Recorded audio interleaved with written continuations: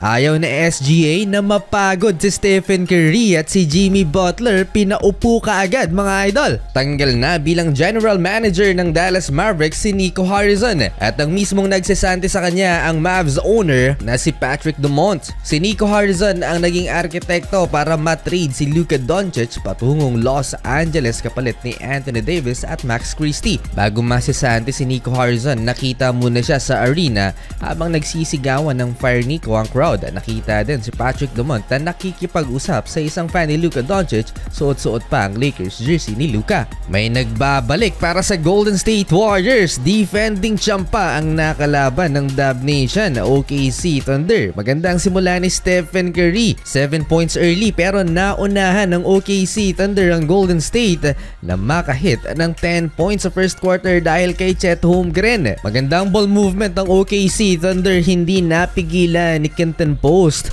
ang 7-footer na si Chet. Masyadong malaki at agile. Masyadong matangkad ang frontcourt ng OKC Thunder kumpara sa Golden State. SGA nakapag-draw ng foul kay Stephen Curry and one play. First trip sa free throw line ng MVP. Nakabawi naman ang Golden State Warriors at nakalamang pa sila with 9-0 run. Papatapos na ang first quarter, natawagan ng flagrant penalty, foul 1 si Stephen Curry. Nasa landing space siya ni Isaiah Joe kaya 3 free throws plus ball possession. Wala na ding oras na natitira sa game clock, yun nga lang lobo sa 9 points sa lamang ng OKC 34-25.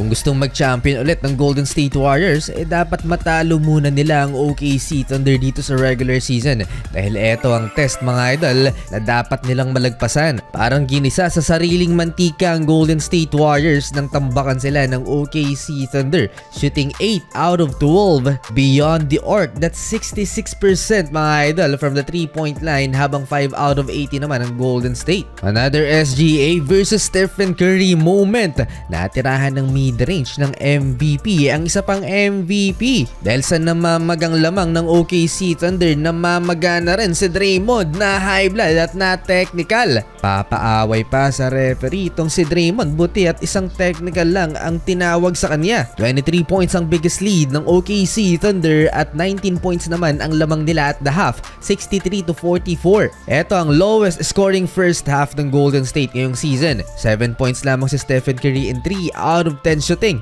Third quarter parang naka-cruise control lang ang OKC Thunder. Dino-double team pa nila si SGA pero libre naman si Chet Holmgren. Butas na butas ang depensa ng Dub Nation. Lalo pang na-outscore ng Oklahoma City Thunder ang Golden State 44-28 dito lamang sa third quarter. Hindi talaga naubra mga idol ang small ball lineup ng Golden State Warriors. Mukhang frustrated si Stephen Curry. Ang mas maliit na si Brandon Podziemski pa ang sumasabay kay Chet Holmgren. That's and one basket. And look at this defense, nakatingala na lang si Pods sa 7-footer. Wala na din sa ayos ang depensa ng Golden State, nasa ilalim na lahat. Libre tuloy ang mga outside shooters ng OKC. Isa pang drive and kick action, Jalen Williams to Shai Gilgeous-Alexander, wide open pocket 3-point basket. At tapos ang third quarter, tambak ang Golden State Warriors 107-72.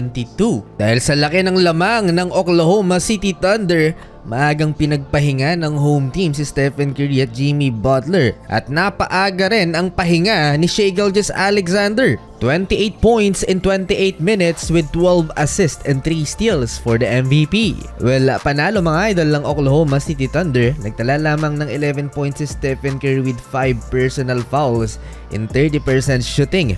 19 minutes lang din nakapaglaro si Steph.